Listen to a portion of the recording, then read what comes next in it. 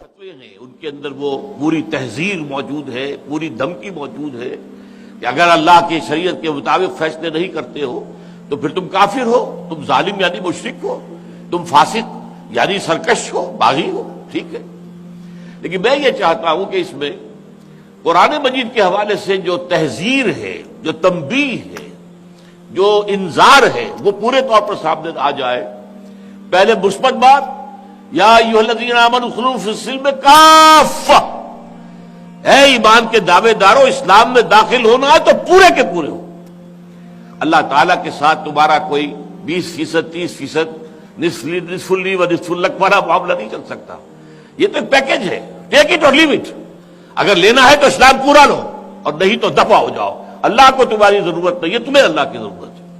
تو پہلی بات، لیکن اس کا جو منفی پہلو ہے وہ آیت میں چاہتا ہوں کہ ہمیشہ آپ کے سامنے رہے. ابھی ایک صاحب نے سوال کیا اور میں نے جواب دیا کہ اب مولانا مدنی جو نے فرمایا کہ شریعت تو ہے نافذ ہے، تو اس معنی میں کہ شریعت اصلاً تو نافذ ہے ہم پر، لیکن یہ کہ ہم اس میں جزوی طور پر عمل پیرا. ہمارے ہاں رمضان کے اندر احترام رمضان میں ہوٹل بند کروا دیے جاتے ہیں، یہ بھی تو شریعت پر ہی عمل کی ایک شکل ہے. لیکن باقی میں جو زندگی ہے، یہ ساری ہماری معیشت جو چل رہی ہے سودی نظام کے اوپر، اس کی طرف کیوں توجہ نہیں؟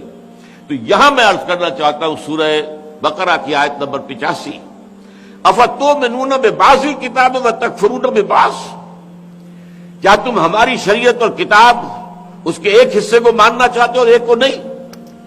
ایک کو تسلیم کرتے ہو اور ایک کو رد کرتے ہو؟ سوچ لیجیے.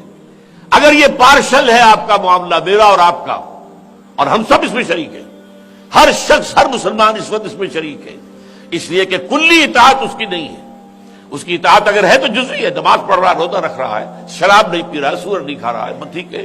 لیکن یہ پورا نظام، ہم خود اس کے افراد ہیں، اسی کے اندر ہیں، پارٹ اینڈ پارسل ہے اس میں نظام کا. وہ نظام کہاں ہے؟ تو کیا تم شریعت کے اور کتاب کے ایک حصے کو مانتے اور ایک کو نہیں مانتے؟ اب ذرا سنیے، فما جزاء من یفعل ذلک منکم، تو کوئی سزا نہیں ہے تم میں سے جو شخص بھی یہ روش اختیار کرے اس کی، الا خزی فی الحیات الدنیا، سوائے اس کے کہ دنیا کی زندگی میں ذلیل و خوار کر دیے جائیں. یہ ڈائگنوسس ہے آج کیوں ذلیل کہ کل تک نہ تھی پسند. گستاخی فرشتہ ہماری جناب میں، یہ کیا ہے؟ یہ امت کے اوپر یہ ذلت اور مسکنت کیوں ہے؟ ضربت علیہم الذلۃ والمسکنۃ وباؤوا بغضب من اللہ، کیوں ہے؟ کیا اللہ تعالیٰ کو کفر سے محبت ہے اور اسلام اور مسلمانوں سے نفرت ہے، دشمنی ہے؟ کیوں ہے؟ اس کا جواب قرآن دے رہا ہے. کسی جگہ پر دکھا دیجئے پورے عالم اسلام کے اندر کہ یہاں اللہ کا دین پورا نافذ ہے، ایک انچ زمین نہیں ہے. یہ ہمارا وہ اجتماعی جرم ہے بحیثیت امت مسلمہ جس کی سزا مل رہی ہے. اجتماعی جو امت کے جرائم ہوتے ہیں ان کی سزا دنیا میں ملتی ہے. فطرت افراد سے اغماض بھی کر لیتی ہے، نہیں کرتی کبھی ملت کے گناہوں کو معاف. آج اس کی وجہ سے ایک ذلت ہے، رسوائی ہے، دنیا میں کوئی اہمیت ہے ہی نہیں. 1.5 ارب ہونے کے باوجود ہر چوتھا انسان یا کم سے کم ہر 5واں انسان مسلمان ہے. کتنا بڑا رقبہ اللہ نے ہمارے قدموں تلے رکھا ہے، کتنے وسائل کے خزانے ہمارے قدموں تلے ہیں، اور پھر بھی عزت نام کی کوئی شے نہیں ہے. وجہ کیا ہے؟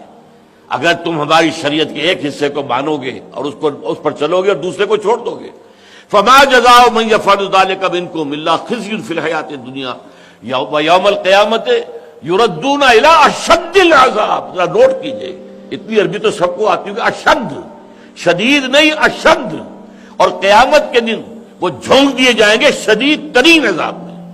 وما اللہ بغافل عما تعملون، اور تم یہ نہ سمجھنا کہ اللہ تمہارے کرتوتوں سے ناواقف ہے، تمہاری داڑھیوں سے دھوکہ نہیں کھائے گا. اسے معلوم ہے کہ تم حج کرنے آئے ہو سودی کاروبار کے اپنے منافع کے ذریعے سے. تم نے سارا جو ہے مطعمہ حرام وملبسہ حرام وغذی بالحرام، تو چاہے وہ بیت اللہ میں پہنچا ہوا ہو، چاہے وہ جبل رحمت کے اوپر ہاتھ اٹھائے کھڑا ہو، اللہ تعالیٰ انا استجاب لذالک، اس کی دعا قبول ہو تو کیسے ہو؟ نظام یہ ہے. تو یہ ہے، اور شدید ترین عذاب آخرت کا اس میں جھونک دیا جائے. وما اللہ بغافل عما تعملون. تو یہ اسی کا میں نے منفی پہلو آپ کو دکھایا. شریعت پر عمل کرنا کیوں ہم مسلمان ہیں، لازم ہے، لیکن یہ کہ نہ کرنے کے یہ نتائج ہیں. جہاں اللہ کی طرف سے وہ فتوے ہیں، اولئک ھم الکافرون، اولئک ھم الظالمون، اولئک ھم الفاسقون، یہ فتویٰ بھی موجود